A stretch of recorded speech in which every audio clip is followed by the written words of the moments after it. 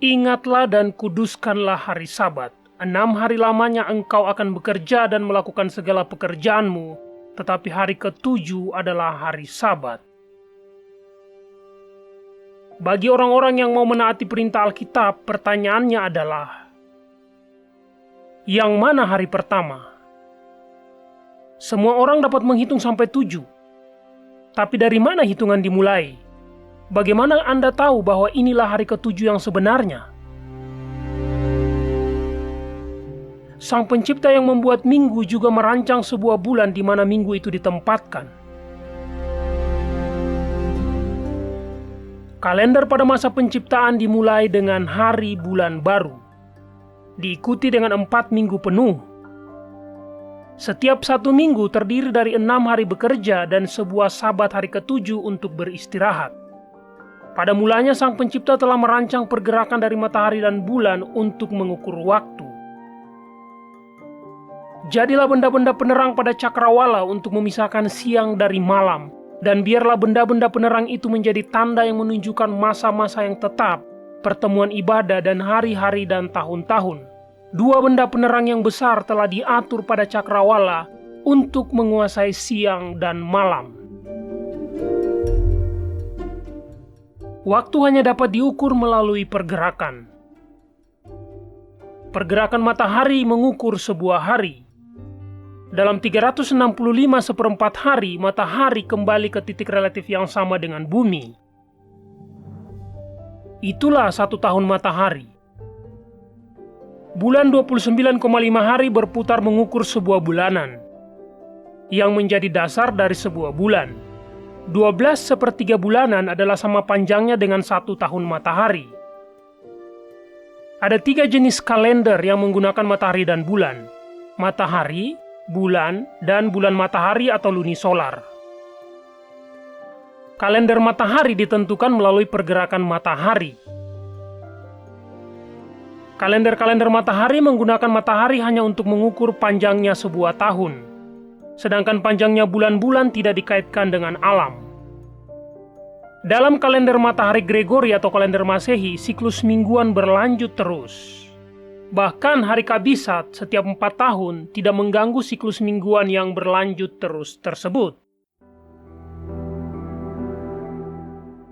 Dalam kalender bulan, pengukuran dilakukan dan mengamati bulan. Kalender bulan didasarkan pada ketatnya siklus bulan. Bulan-bulan yang dimulai saat fajar pertama setelah konjungsi, siklusnya berlanjut tanpa penyesuaian dengan tahun matahari. Karena 12 bulanan adalah 11 hari lebih singkat dari 1 tahun matahari, maka bulanan-bulan mengambang di sepanjang musim. Selanjutnya kalender lunisolar. Bulanan bulan disandarkan pada tahun matahari. Matahari dan bulan difungsikan bersama untuk membuat kalender lunisolar atau kalender bulan matahari.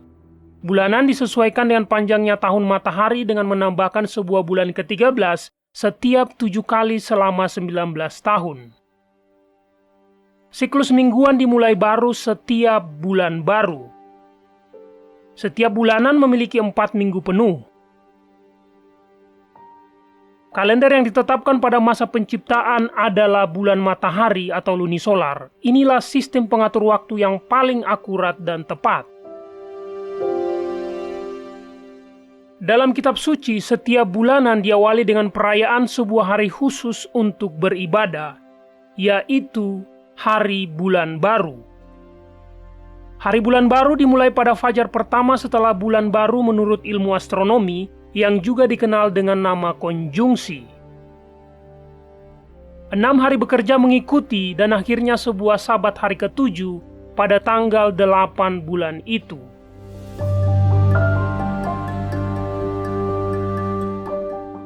3 minggu lagi akan mengikuti dan berakhir pada tanggal 29. Melalui pengukuran dan penghitungan menjelang tanggal 29, waktu konjungsi akan diketahui sehingga seseorang dapat menentukan apakah bulan itu terdiri dari 29 hari atau 30 hari, dan tidak akan ada bulan yang akan memiliki lebih dari 30 hari. Kalender bulan matahari yang benar sangat mudah digunakan. Hari-hari dalam setiap minggu selalu jatuh pada tanggal yang sama setiap bulan. Setiap kali sebuah Sabat hari ketujuh ditandai dengan tanggal dalam kitab suci, maka itu akan selalu jatuh pada tanggal 8, 15, 22, dan 29 pada bulan itu. Kitab suci menyatakan bahwa bulan telah diciptakan secara khusus untuk mengukur waktu-waktu untuk beribadah. Dia menetapkan atau membuat bulan untuk menjadi penentu Moedim, waktu beribadah. Minggu penciptaan diakhiri dengan sebuah hari Sabat untuk beristirahat.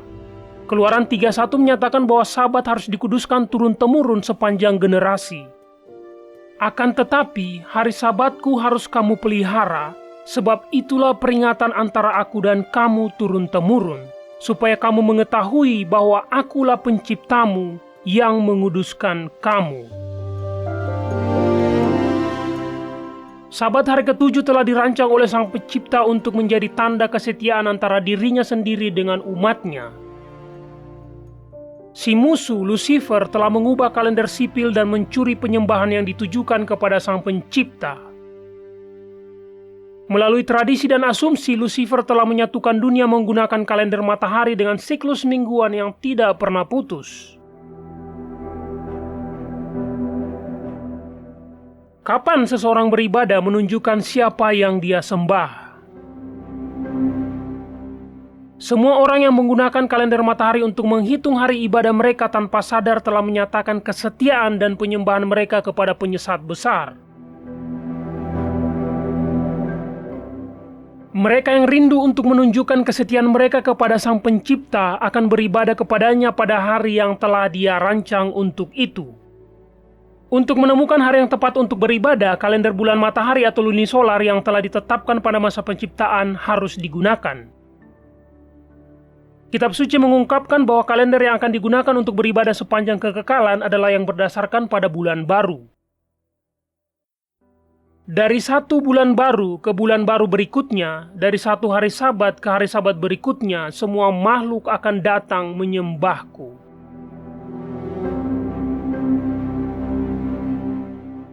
Siapa yang Anda sembah? Kepada siapa Anda menyatakan kesetiaan Anda? Kalender yang Anda gunakan untuk menentukan hari ibadah menunjukkan pribadi yang Anda sembah.